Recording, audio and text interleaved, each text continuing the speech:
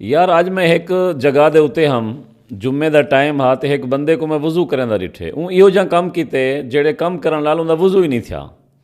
तो ई मसले को ज़रा गौर नाल सुन सो तफसील नाल। अजकल आम तौर के उत्ते जुराबें का मौसम है, सर्दियों का मौसम है। कुछ लोग जुराबा नहीं लहेंदे, जुराबें के उत्ते मस्सा चक रहे। जबकि उन्हें एक पूछा वजे कि यार जुराबें के उत्ते मस्सा क्यों करें, जुराबा लहा तो पैर धोवो। कुरान मजीद व अर्जुलकुम इलल काबैन आया खड़े कि टखने समेत अपने पैर धोवो।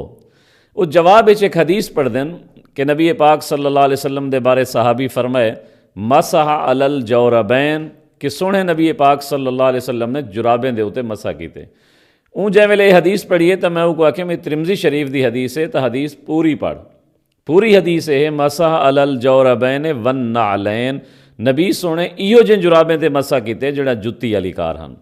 यानी जुत्ती च खासियत है उहदे नाल बंदा चल सकदे, जुत्ती च खासियत है उहदे उत्ते पानी सट्टो पानी पैर को नहीं लगदा।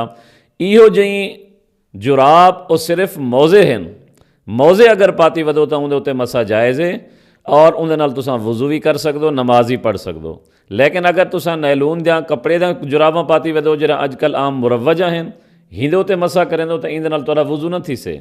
अगर कोई इमाम भी है नमाज पढ़ेंदा खड़े तो वह जुराबें ते मसा करते पढ़ेंदा खड़े, उनकी अपनी नमाज भी कहनी चाहिए कि तुसां उहदे विचों नमाज पढ़ते अपनी नमाज चट करो।